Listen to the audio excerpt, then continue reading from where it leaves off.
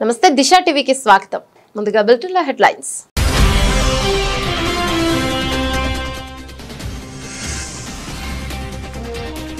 Ukraine కు మద్దతుగా నిలిచే దేశాలను లక్ష్యంగా చేసుకుంటామన్న పుతిన్. ఆ దేశాలను లక్ష్యంగా చేసుకునే హక్కు ఉందని స్పష్టీకరణ.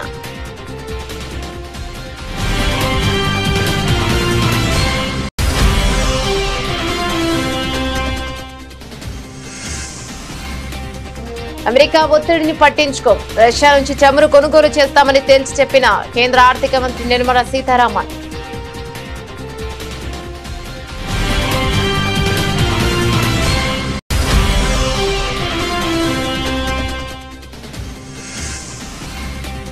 చైనాతో సరిహద్దు, పాక్తో ప్రాక్సీ యుద్ధం సహా భారత్ కు 6 ప్రధాన సవాళ్లు. సిడిఎస్ చౌహాన్ వ్యాఖ్యలు.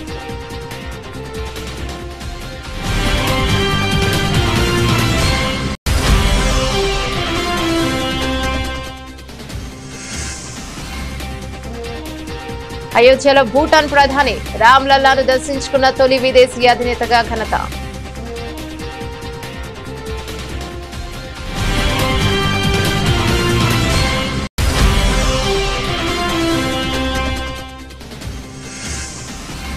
గత కేసీఆర్ ప్రభుత్వంపై సీఎం రేవంత్ రెడ్డి ఘాటు వ్యాఖ్యలు. రెవెన్యూ ఉద్యోగులను దొంగలుగా చిత్రీకరించిందంటూ ఆరోపణ.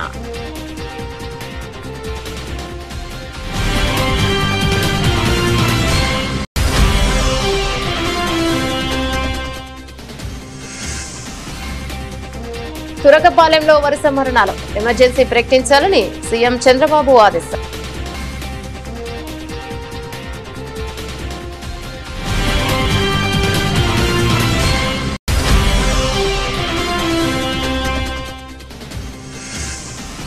కవిత వ్యాఖ్యలపై స్పందించిన మాజీ మంత్రి హరీష్ రావు. ఉద్యమం నుంచి 25 ఏళ్లుగా తన ప్రస్థానం తెరిచిన పుస్తకమని వ్యాఖ్య.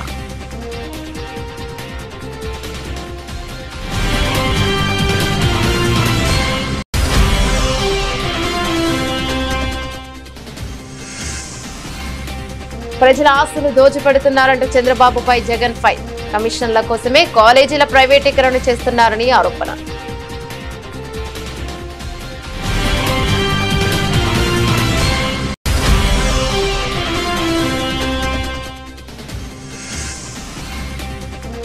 మహాగణపతికి భక్తుల ఘన వీడ్కోలు. మొదలైన ఖైరతాబాద్ గణేశుడి శోభయాత్ర.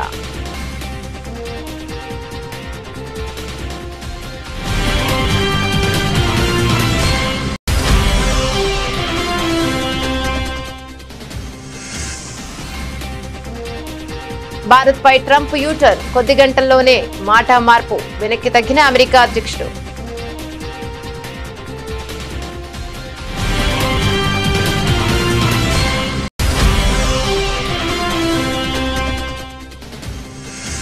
మెడికల్ కాలేజీలు ఆరోగ్యశ్రీ ప్రైవేట్ పరం చేసే నిర్ణయాలను వెనక్కి తీసుకోవాలి. ప్రభుత్వాన్ని డిమాండ్ చేసిన మాజీ మంత్రి శాఖ శైలజనాథ్.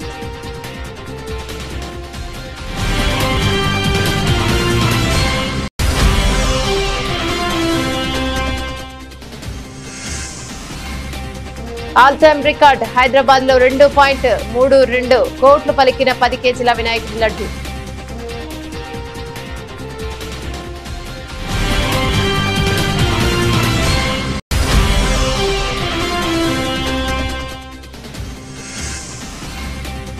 ఆసియా కప్ వేట షురు. దుబాయ్ లో ప్రాక్టీస్ ప్రారంభించిన భారత జట్టు. డిఫెండింగ్ ఛాంపియన్ గా బరిలోకి దిగుతున్న టీమిండియా.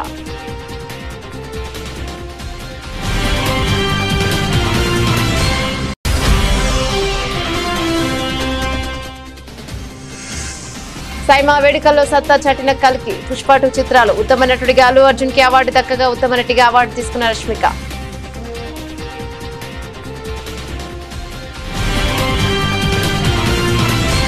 డీటెయిల్స్ చూస్తే, ఉక్రెయిన్ తో యుద్ధం కొనసాగుతున్న ప్రస్తుత పరిస్థితుల్లో తమకు వ్యతిరేకంగా వ్యవహరించే దేశాలను చట్టబద్దమైన లక్ష్యాలను పరిగణించే అధికారం తమకు ఉంటుందని రష్యా అధ్యక్షుడు వ్లాదిమిర్ పుతిన్ స్పష్టం చేశారు. ఉక్రెయిన్ కు మద్దతుగా ఆ దేశంలో తమ సైనిక దళాలను మోహరించే ఏ దేశాలనైనా తమ సైన్యం లక్ష్యంగా చేసుకుంటోందని ఆయన హెచ్చరించారు. ఉక్రెయిన్ కు అనుకూలంగా బలగాలను మోహరించడం దీర్ఘకాలిక శాంతికి ఏమాత్రం దోహదం చేయదని పుతిన్ అభిప్రాయపడ్డారు. పశ్చిమ దేశాలతో ఉక్రెయిన్ కొనసాగిస్తున్న సన్నిహిత సైనిక సంబంధాలే ప్రస్తుత సంఘర్షణకు ప్రధాన కారణమని ఆయన పేర్కొన్నారు. ఇరు దేశాల మధ్య శాంతి చర్చలు సఫలమై యుద్ధం ముగిస్తే ఉక్రెయిన్కు మద్దతుగా ఇతర దేశాల సైనిక దళాలను మోహరించాల్సిన అవసరం ఏమిటని ఆయన ప్రశ్నించారు. నిజంగానే దీర్ఘకాలిక శాంతిని కాంక్షిస్తే సైనిక బలగాలను మోహరింపు అవసరం లేదని పుతిన్ తేల్చి చెప్పారు. రష్యా నుంచి చమురు కొనుగోలు విషయంలో అమెరికా నుంచి వస్తున్న ఒత్తిళ్లకు భారత్ తలొగ్గే ప్రసక్తే లేదని కేంద్ర ఆర్థిక మంత్రి నిర్మలా సీతారామన్ స్పష్టం చేశారు. కేవలం దేశ ప్రయోజనాలను అవసరాలను దృష్టిలో ఉంచుకునే తమ నిర్ణయాలు ఉంటాయని ఆమె తేల్చి చెప్పారు. రష్యా నుంచి చమురు కొనుగోలును కొనసాగిస్తామని కుండబద్దలు కొట్టారు. ఈ విషయం రష్యా చమురు అయినా మరేదైనా సరే మాకు ఏది అనుకూలంగా ఉంటే ఆ నిర్ణయమే తీసుకుంటాం. ముఖ్యంగా ధర, రవాణా వంటి అంశాలను పరిగణలోకి తీసుకుంటాం. విదేశీ మారక ద్రవ్యం భారీగా ముడిపడి చమురును ఎక్కడి నుంచి కొనాలనేది పూర్తిగా మా అవసరాలపై ఆధారపడి ఉంటుంది. కాబట్టి మేం నిస్సందేహంగా రష్యా నుంచి చమురు కొనుగోలు చేస్తామని ఆమె వివరించారు. దేశ దిగుమతులలో బిల్లులో అత్యధిక వాటా ముడి చమురుదేనని ఆమె మరోసారి గుర్తు చేశారు. రష్యా నుంచి చమురు కొనుగోలు చేయడం ద్వారా ఉక్రెయిన్ యుద్ధానికి భారత్ పరోక్ష ఆర్థిక సాయం అందిస్తోందని అమెరికా అధ్యక్షుడు డొనాల్డ్ ట్రంప్ తీవ్ర ఆరోపణలు చేసిన విషయం తెలిసిందే. ఈ నేపథ్యంలోనే ఆగస్టు 27 నుంచి భారత్ పై మొత్తం 50% దిగుమతి సుంకాన్ని ఆయన విధించారు. ఈ పరిణామాల నేపథ్యంలో నిర్మలా సీతారామన్ చేసిన వ్యాఖ్యలు ప్రాధాన్యం సంతరించుకున్నాయి. భారతదేశ జాతీయ భద్రతకు సంబంధించిన 6 కీలక సవాళ్లు ఉన్నాయని, వీటిని ఎదుర్కొనేందుకు దేశం నిరంతరం సిద్ధంగా ఉండాలని chief of defence staff CDS general Anil Chauhan స్పష్టం చేశారు. భవిష్యత్తులో యుద్ధాలు కేవలం భూమి, ఆకాశం, సముద్రానికే పరిమితం కాదని బహుముఖ రంగాల్లో పోరాటానికి సన్నద్ధం కావాలని ఆయన పిలుపునిచ్చారు. గోరఖ్పూర్ లో జరిగిన ఒక కార్యక్రమంలో ఆయన మాట్లాడుతూ దేశం ఎదుర్కొంటున్న సవాళ్లలో చైనాతో పరిష్కారం కాని సరిహద్దు వివాదమే అతి పెద్దదని సిడిఎస్ చౌహాన్ నొక్కి చెప్పారు. 1000 గాయాలతో భారత్ ను దెబ్బతీయాలి అనే పాకిస్తాన్ ప్రాక్సీ యుద్ధ వ్యూహం రెండో ప్రధాన సవాలు అని ఆయన పేర్కొన్నారు. ఈ సమస్యలు తాత్కాలికమైనవి కావని, నిరంతరంగా కొనసాగుతున్నాయని, అందుకే వ్యూహాత్మక సంసిద్ధత అత్యంత అవసరమని ఆయన తెలిపారు. సిడిఎస్ వివరించిన ఇతర సవాళ్లలో పొరుగు దేశాల్లో నెలకొన్న రాజకీయ, సామాజిక, ఆర్థిక అస్థిరత మూడోదిగా ఉంది. దీనివల్ల బయట శక్తులు జోక్యం చేసుకునేందుకు ఆస్కారం ఏర్పడుతోందని ఆయన అన్నారు. యుద్ధ స్వరూపం పూర్తిగా మారిపోవడం 4వ సవాలని, ప్రస్తుత స్పేస్, సైబర్ స్పేస్ వంటి రంగాలకు కూడా పోరాటాలు విస్తరించాయని వివరించారు. పాకిస్తాన్, చైనాల అణ్వాయుధ సామర్థ్యాలు 5వ సవాలు కాగా, సైనిక టెక్నాలజీలో వస్తున్న వేగవంతమైన మార్పులు 6వ సవాలని ఆయన పేర్కొన్నారు. राष्ट्रीय सुरक्षा कोई साधारण विषय नहीं है। इसका लेख जो है प्रोफेसर हर्ष जी ने पहले ही बताया। ये एक ही अत्यंत व्यापक, अतिबृहत और महत्वपूर्ण विषय है। हर वर्ग, हर क्षेत्र के लोग इसे अपने ही दृष्टिकोण और अपने ही नज़रिए से देखते हैं। इसका एक बहुत अच्छा एग्जाम्पल हर्ष जी ने दिया था, एक हाथी का, जिसके सामने जो है 7 लोगों को, जिनकी आंखों पे पट्टियाँ थी, उनसे पूछा गया कि उसके बारे में वो क्या समझते हैं, और सबका अलग अलग दृष्टिकोण था, लेकिन विषय एक ही था। अगर किसी राजनीति या राजदूत को पूछेंगे कि राष्ट्रीय सुरक्षा क्या है, तो वह उसे गठबंधन के तौर पे देखेगा या द्विपक्षीय या बहुपक्षीय रिश्तों के बारे में बात करेगा, जिससे कि राष्ट्रीय सुरक्षा हासिल की जा सके। एक अगर इकोनॉमिस्ट हो या अर्थशास्त्री हो, तो वह आर्थिक समृद्धता की दृष्टि से राष्ट्रीय सुरक्षा को देखेगा। मैं एक सैनिक हूँ। मैंने 44 साल अपनी सर्विस जो है यूनिफॉर्म में बिताई है, और मेरा जो दृष्टिकोण है वो थोड़ा सा भिन्न होगा, अलग होगा। तो आज के जो अभिभाषण में आप लोग को अगर कोई मिलिट्री तरफ का झुकाव नज़र आए, वो स्वाभाविक है। भारतवर्ष के सबसे वास्तविक रणनीतिक विचारक, ओरिजिनल स्ट्रैटेजिक थिंकर चाणक्य से मुझे यकीन है आप सब लोग परिचित होंगे। उन्होंने अपने ग्रंथ अर्थशास्त्र में राष्ट्र के लिए 4 प्रमुख प्रकार के खतरों का वर्णन किया था। सबसे पहला था आंतरिक खतरे, इंटरनल थ्रेट्स। ये खतरे राष्ट्र के भीतर उत्पन्न होते हैं, जैसे अंदरूनी विद्रोह, क्रांति, आंतरिक अशांति और अलगाववाद। భూటాన్ ప్రధానమంత్రి దాసో షెరింగ్ టొబ్గే అయోధ్య శ్రీరాముడి ఆలయాన్ని దర్శించుకున్నారు. ఈ పవిత్ర క్షేత్రాన్ని సందర్శించిన తొలి విదేశీ దేశాధినేతగా ఆయన నిలిచారు. ప్రస్తుతం 4 రోజుల భారత పర్యటనలో ఉన్న టొబ్గే తన భార్య తాపి డోమాతో కలిసి అయోధ్యకు వచ్చేశారు. ఇక ఈ పర్యటన ఒక చారిత్రక మైలురాయి అని భారత విదేశాంగ శాఖ అభివర్ణించింది. దాదాపుగా 1:40 పాటు టొబ్కే దంపతుల ఆలయ ప్రాంగణంలో గడిపారు. గర్భగుడిలో రామ్ లల్లాకు ప్రత్యేక పూజలు నిర్వహించారు. అనంతరం రామ్ దర్బార్ ఆలయాలతో పాటు కుబేరతిల, జటాయు, సప్త మండపాలను కూడా సందర్శించారు. ఆలయ నిర్మాణ పనులను ఆసక్తిగా గమనించారు. శ్రీరామ్ జన్మభూమి తీర్థ క్షేత్ర ట్రస్ట్ ప్రధాన కార్యదర్శి చంపత్ రాయ్ వారికి స్వాగతం పలికి ఆలయ విశేషాలను వివరించారు.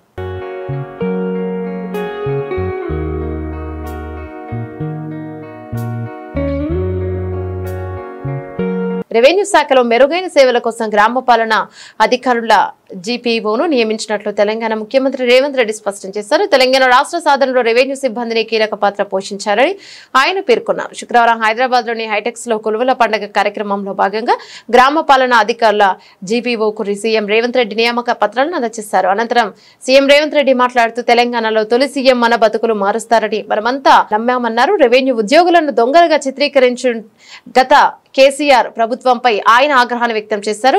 ప్రజలను దోచుకున్నది రెవెన్యూ ఉద్యోగులే అన్నట్లుగా చిత్రీకరించిందని ఆయన విమర్శించారు. భూమికి తెలంగాణ ప్రజలకు విడదీయరాని అనుబంధం ఉందని ఇక సందర్భంగా ఆయన అభిప్రాయపడ్డారు. చరిత్రలో భూమి చుట్టూ జరిగిన ఉద్యమాలు ఎన్నో ఉన్నాయని పేర్కొన్నారు.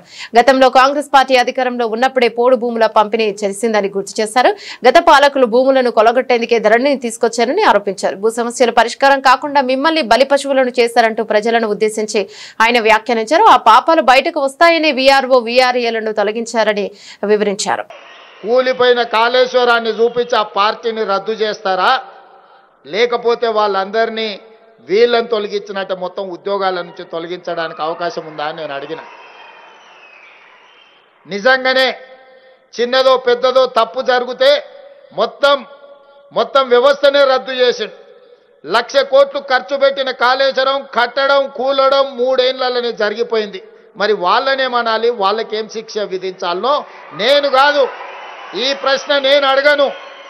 వేలాది మంది గ్రామ పాలన అధికారులు గ్రామాన వాళ్ళే అడుగుతారు, వాళ్ళే సమర్థించుకుంటారు, వాళ్ళే పేదలకు సేవలు చేస్తారు, వాళ్ళే రైతుల సమస్యల్ని పరిష్కరించే బాధ్యత తీసుకుంటారు. ఎందుకంటే ఎంతో వ్యతిరేకత వారు కల్పించిన ఈరోజు మా రెవెన్యూ శాఖ మంత్రి బలంగా వాదించి ఈరోజు ఈ వ్యవస్థను పునరుద్ధరిస్తున్నాడు. ఇవాళ పూర్తి బాధ్యత రెవెన్యూ మంత్రి పొంగులేటి శ్రీనివాసరెడ్డి గారు మీ తరఫున వకాలతు తీసుకున్నాడు. నాకు వారి పట్ల మీ పట్ల సంపూర్ణమైన విశ్వాసం ఉన్నది, నమ్మకం ఉన్నది. తెలంగాణ సాధనలో భాగస్వాములైన మీరు, ప్రజాపాలన అధికారంలోకి రావడానికి భాగస్వాములైన మీరు ఈ ప్రభుత్వానికి చెడ్డ పేరు వస్తే నాకు, మీకు, మీ సోదరుడు పొంగులేటి శ్రీనివాసరెడ్డి గారికి కూడా చెడ్డ పేరు కాదా? ఇవాళ అందుకే ఏ చెడ్డ పేరు రాకుండా ఖచ్చితంగా మంచి పరిపాలన అందించి భూభారతి చట్టాన్ని అమలు చేయడమే కాదు, సాదా బైనామాలను కూడా ఎక్కడ వివాదాలకు తావు లేకుండా ఖచ్చితంగా మా గ్రామ పాలన అధికారులు అమలు చేస్తారని మంత్రివర్గానికి నేను హామీ ఇచ్చిన. గుంటూరు జిల్లా తురకపాలెం గ్రామంలో గత 2 నెలలుగా చోటు చేసుకుంటున్న వరుస మరణాలు తీవ్ర కలకలం రేపుతున్న నేపథ్యంలో ముఖ్యమంత్రి చంద్రబాబు పరిస్థితిని సమీక్షించేందుకు రంగంలోకి దిగారు. గ్రామంలో నెలకొన్న పరిస్థితులను హెల్త్ ఎమర్జెన్సీగా పరిగణించాలని, తక్షణం చర్యలు చేపట్టాలని వైద్యారోగ్య శాఖ అధికారులను ఆయన ఆదేశించారు. తన క్యాంపు కార్యాలయంలో ఉన్నతాధికారులతో అత్యవసర సమావేశం నిర్వహించిన సీఎం ఈ సమస్య మూలాలను గుర్తించి ప్రజల్లో భరోసా నింపాలని స్పష్టం చేశారు.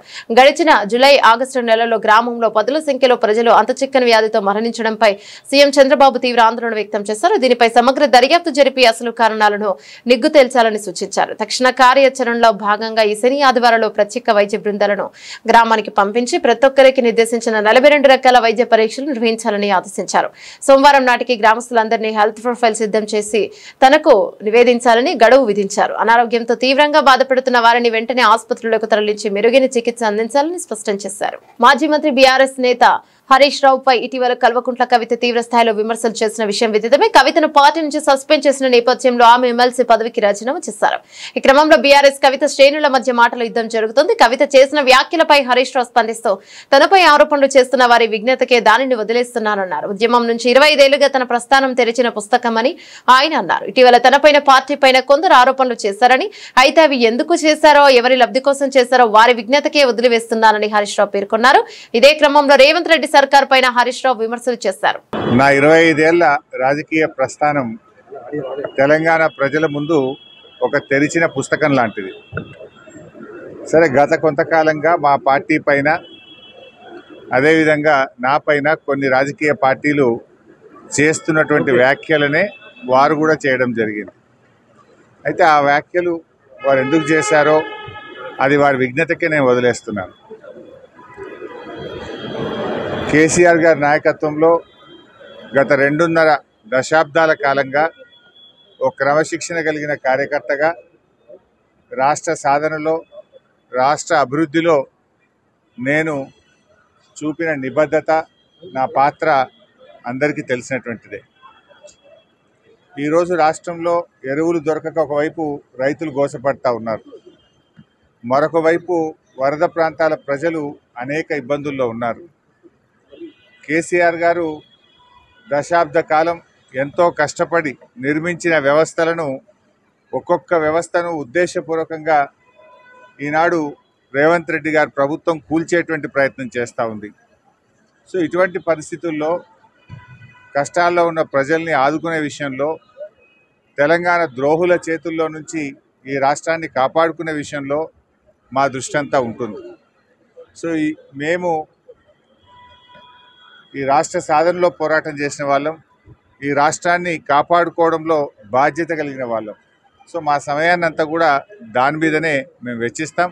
తప్పకుండా కేసీఆర్ గారి నాయకత్వంలో తిరిగి బీఆర్ఎస్ పార్టీని అధికారంలో తెచ్చుకొని ఈ ప్రజలు పడుతున్న కష్టాలను తొలగించడానికి అందరం కలిసికట్టుగా ముందుకు సాగుతాం. చంద్రబాబు మీరు అనుకున్నంత పని చేశారు అంటూ వైసీపీ అధినేత జగన్ తీవ్ర స్థాయిలో ధ్వజమెత్తారు. టీడీపీ ప్రభుత్వం ప్రజా సంపదను కొలగొడుతోందని, కమిషన్ల కోసం ప్రభుత్వ ఆస్తులను తమ వారికి కట్టబెడుతోందని మండిపడ్డారు. ఎన్నికల ముందు సంపద సృష్టిస్తానని చెప్పి అధికారంలోకి వచ్చాక ప్రజల ఆస్తులను పప్పు బెల్లాల్లా పంచుతున్నారని విమర్శించారు. తమ ప్రభుత్వం నిర్మించిన ప్రభుత్వ మెడికల్ కాలేజీలను ప్రైవేటు పరం చేయాలని కేబినెట్ లో తీసుకున్న నిర్ణయం అవినీతికి పరాకాష్ఠాన్ని జగన్ అభివర్ణించారు. వైసీపీ ప్రభుత్వ హయాంలో ప్రారంభించిన మెడికల్ కాలేజీలను ప్రైవేట్ పరం చేయడం వెనుక భారీ కుట్ర ఉందని జగన్ ఆరోపించారు. ప్రభుత్వ ఆస్తులను దోచుకోవడానికి మీరు మంత్రివర్గ సమావేశాలు పెడుతున్నట్టుంది. కమిషన్ల కోసం ప్రభుత్వ మెడికల్ కాలేజీలను ప్రైవేటు పరం చేయడం ద్వారా మీరు చరిత్రహీనులుగా మిగిలిపోతారు అని చంద్రబాబును ఉద్దేశించి తీవ్ర వ్యాఖ్యలు చేశారు. ఈ నిర్ణయం రాష్ట్రానికి శాశ్వతంగా అన్యాయం చేస్తోందని ఆయన ఆవేదన వ్యక్తం చేశారు.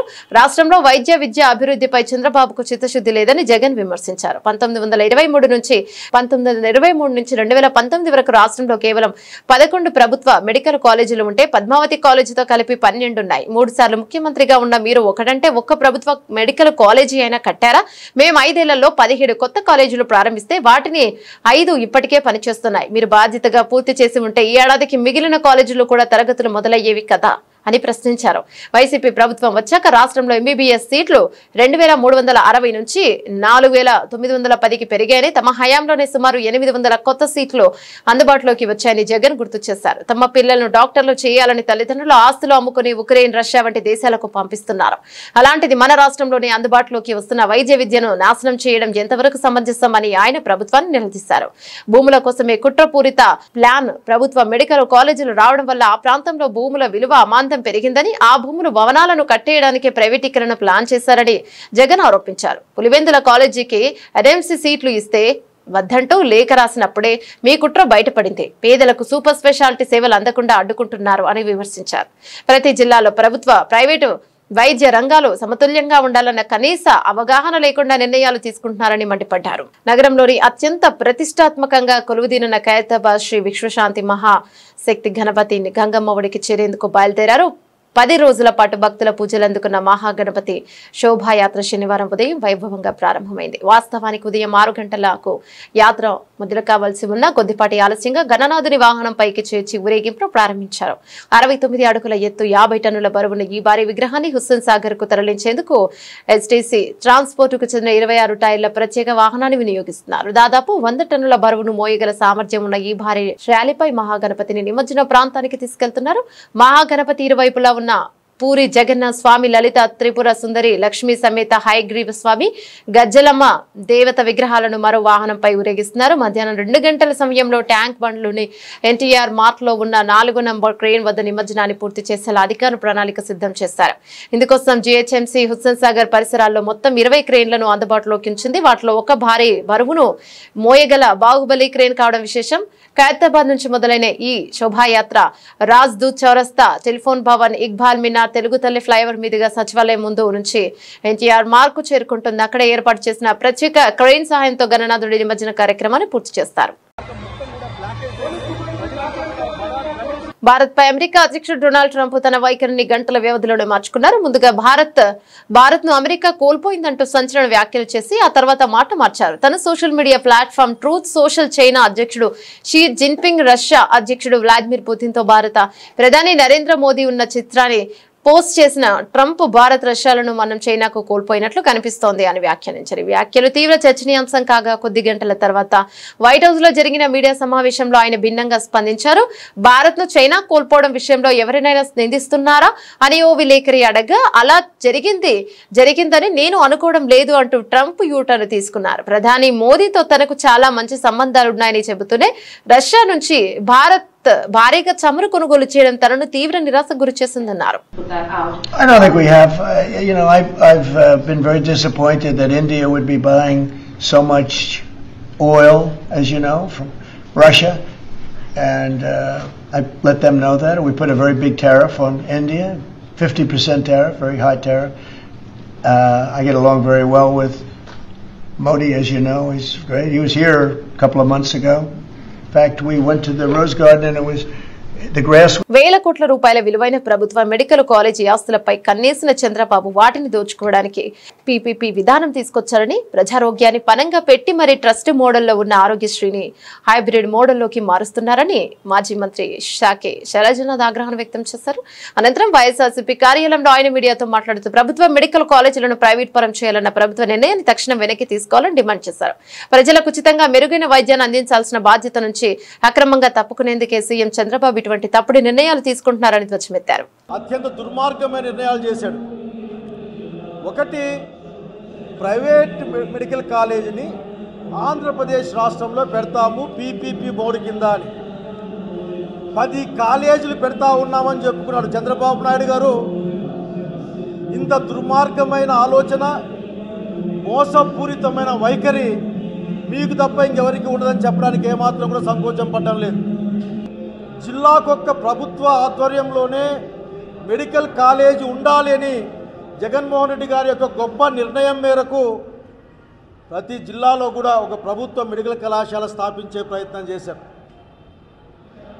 ఒక ప్రభుత్వ మెడికల్ కళాశాల స్థాపించడం అంటే వివిధ స్థాయిల్లో ఉన్న ప్రజా ఆరోగ్య రంగాన్ని బలోపేతం చేయడం. మీరు అధికారంలోకి వచ్చినప్పటి నుంచే మీ యొక్క దుష్ట బుద్ధిని బయట పెడతా వచ్చారు. చివరికి పులివెందుల మెడికల్ కళాశాలలో 50 సీట్లు వచ్చినప్పటికి కూడా నిజంగా అంత నిస్సిగ్గుగా ఏ విధంగా రాయగలిగారో మీకే అర్థం కావాలి. మాకు సీట్లు వద్దు, ఇంకా పూర్తి కాలేదు అవసరాలు కాబట్టి మాకు సీట్లు వద్దని రాసిన ఏకైక ప్రభుత్వం ఇది దేశంలో. ఈ దేశంలోని వివిధ రాష్ట్రాల ప్రజలు, వివిధ రాష్ట్రాల ప్రభుత్వాలు తమ ప్రాంతాల్లో ప్రభుత్వ మెడికల్ కళాశాల కోసం కష్టపడుతూ ఉంటాయి. ఆల్రెడీ అనుమతులు వచ్చిన వాటిని కూడా కాదని చెప్పే మీ యొక్క దుర్మార్గాన్ని మేము బయట చెప్పాలనుకుంటా ఉన్నాం. మేము స్పష్టంగా అడుగుతున్నాం ప్రజల పక్షాన. ప్రజలు మాట్లాడుతూ ఉన్నారు. ఈ రోజున మీరు ప్రభుత్వ ఆస్తుల్ని అప్పనంగా, అంటే ప్రభుత్వ సంపదని అప్పనంగా మీకు కావలసిన వాళ్లకు లేక మీకు లబ్ధి చేకూర్చే వాళ్లకు అంటకు పెడతా ఉన్నారు, అప్పనంగా అప్పగిస్తున్నారని అందరం భావిస్తూ ఉన్నాం. కాదని మీరు చెప్పగలరా అని అడుగుతా ఉన్నాం. తెలుగు రాష్ట్రాల్లో గణేష్ నిమజ్జన వేడుకలు ఉత్సాహంగా సాగుతుండగా లడ్డూల వేలంపాటలో కొత్త రికార్డులు నమోదవుతున్నాయి. బండ్లగూడ జాగీర్ మున్సిపల్ కార్పొరేషన్ పరిధిలో కీర్తి రిచ్మండ్ విలాస్ లో నిర్వహించిన వేలంపాటలో గణపతి లడ్డు ఏకంగా 2.32 కోట్లకు అమ్ముడుపోయింది. శుక్రవారం జరిగిన ఈ వేలంపాటలో గత ఏడాది రికార్డును తిరగరాస్తూ ఈ భారీ ధర పలికింది. కీర్తి రిచ్మండ్ విలాస్ కమ్యూనిటీలో వినాయక నవరాత్రులను ప్రతి ఏటా ఘనంగా నిర్వహిస్తారు. వేడుకల్లో భాగంగా నిమజ్జనానికి ముందు లడ్డు వేలం వేయడం ఇక్కడ ఆనవాయితీగా వస్తోంది. ఏడాది జరిగిన వేలంలో లడ్డును 2,31,95,000 వెచ్చించి దక్కించుకున్నారు. ఈ భారీ మొత్తం నగరంలోని ఒక కమ్యూనిటీలో పలికిన అత్యధిక ధరగా నిలిచింది.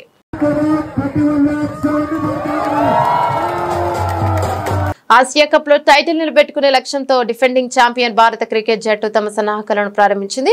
టోర్నమెంట్ కు ఆతిథ్యం ఇస్తున్న యుఏఈకి ముందుగానే చేరుకున్న టీమిండియా శుక్రవారం దుబాయ్ లోని ఐసీసీ అకాడమీలో పూర్తిస్థాయి ప్రాక్టీస్ సెషన్ లో పాల్గొంది. హెడ్ కోచ్ గౌతమ్ గంభీర్ పర్యవేక్షణలో ఆటగాళ్లంతా నెట్స్ లో చెమటొచ్చారు. ఇటీవల ఇంగ్లాండ్ తో ముగిసిన టెస్ట్ సిరీస్ తర్వాత భారత ఆటగాళ్లు కలిసి శిక్షణ తీసుకోవడం ఇదే తొలిసారి. Captain Suryakumar Yadav, vice captain Shubman Gill, Sanju Samson, Jitesh Sharma వంటి కీలక ఆటగాళ్లు నెట్స్ లో చాలా బ్యాటింగ్ ప్రాక్టీస్ చేశారు. అక్కడి వాతావరణానికి అలవాటు పడేందుకు ఈసారి జట్టు యాజమాన్యం భారత్ లో ఎలాంటి ప్రత్యేక శిబిరం నిర్వహించకుండా నేరుగా దుబాయ్ లోని శిక్షణకు మొగ్గు చూపింది. టోర్నీలో అందరి దృష్టి స్టార్ పేసర్ జస్ప్రీత్ బుమ్రా పైనే ఉంది. 2024 టీ20 ప్రపంచ కప్ ఫైనల్ తర్వాత బుమ్రా మళ్లీ ఈ ఫార్మాట్ లో ఆడనుండటం ఇదే తొలిసారి. సుమారు 40 రోజుల విరామం తర్వాత జట్టుతో కలిసిన అతను నెట్స్ లో ఉత్సాహంగా కనిపించాడు.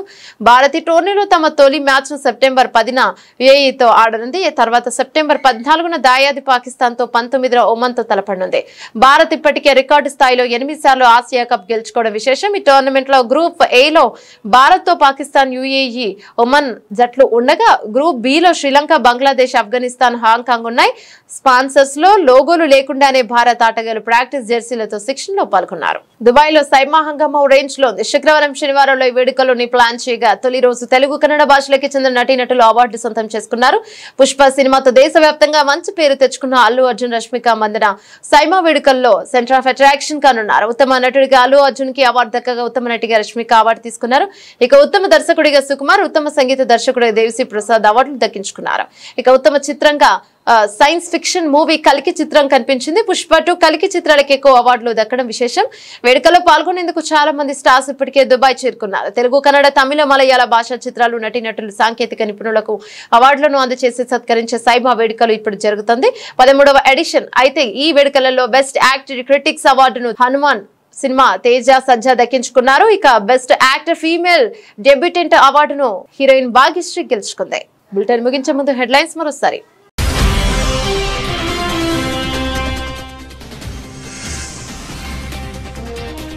ఉక్రెయిన్ కు మద్దతుగా నిలిచే దేశాలను లక్ష్యంగా చేసుకుంటామన్న పుతిన్. ఆ దేశాలను లక్ష్యంగా చేసుకునే హక్కు ఉందని స్పష్టీకరణ.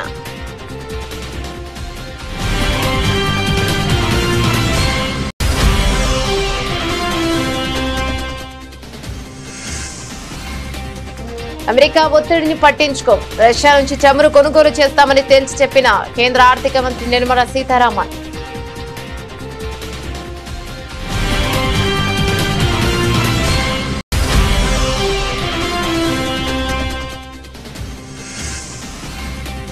చైనాతో సరిహద్దు, పాక్ తో ప్రాక్సీ యుద్ధం సహా భారత్ కు 6 ప్రధాన సవాళ్లు. సిడిఎస్ చౌహాన్ వ్యాఖ్యలు.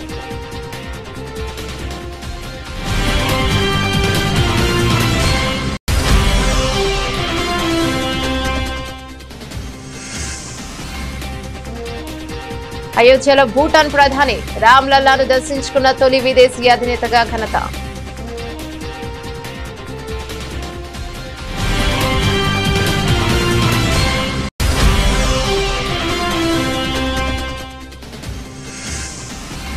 గత కేసీఆర్ ప్రభుత్వంపై సీఎం రేవంత్ రెడ్డి ఘాటు వ్యాఖ్యలు. రెవెన్యూ ఉద్యోగులను దొంగలుగా చిత్రీకరించిందంటూ ఆరోపణ.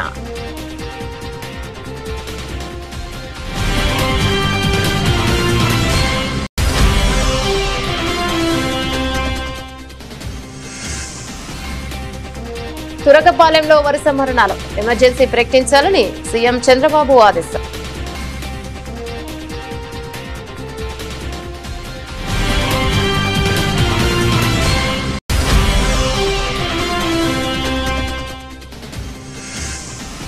కవిత వ్యాఖ్యలపై స్పందించిన మాజీ మంత్రి హరీష్ రావు. ఉద్యమం నుంచి 25 ఏళ్లుగా తన ప్రస్థానం తెరిచిన పుస్తకమని వ్యాఖ్య.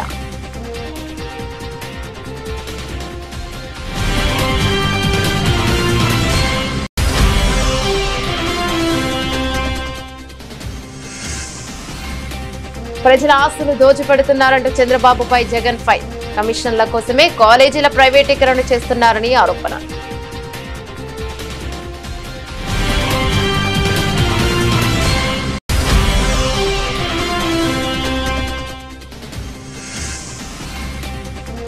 మహాగణపతికి భక్తుల ఘన వీడ్కోలు. మొదలైన ఖైరతాబాద్ గణేశుడి శోభయాత్ర.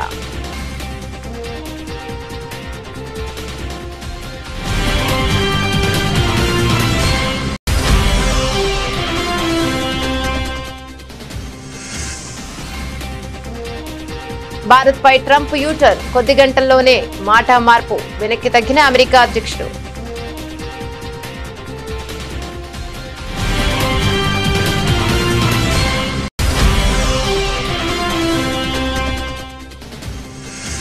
మెడికల్ కాలేజీలు ఆరోగ్యశ్రీ ప్రైవేట్ పరం చేసే నిర్ణయాలను వెనక్కి తీసుకోవాలి.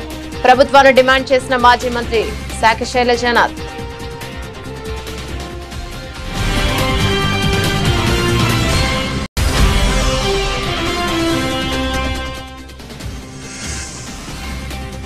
All time record. హైదరాబాద్ లో 2.32 కోట్లు పలికిన 10 కేజీల వినాయకుడి లడ్డు.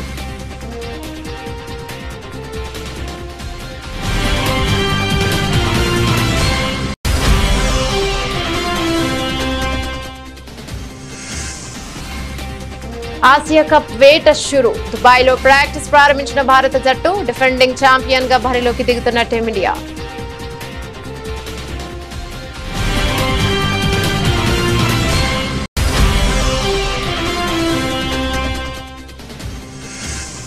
సైమా వేడుకల్లో సత్తా చాటిన కల్కి. పుష్ప 2 చిత్రాలు. ఉత్తమ నటుడిగా అల్లు అర్జున్ కి అవార్డు దక్కగా ఉత్తమ నటిగా అవార్డు తీసుకున్న రష్మిక.